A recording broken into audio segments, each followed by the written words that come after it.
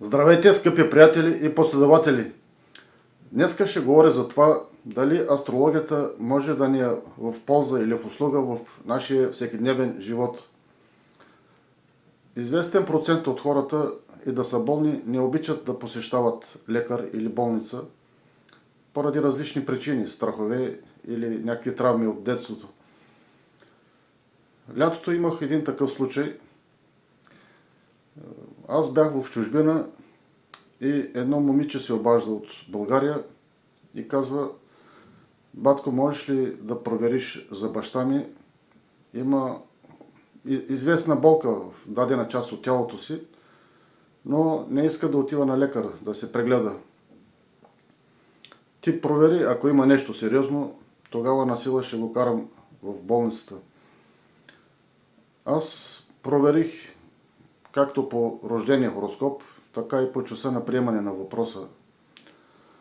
Когато се гледа по часа на приемане на въпроса, аз за момента гледам звездите и през звездите могат да се видят мислите на питащия, момичето и подсъзнанието на бащата.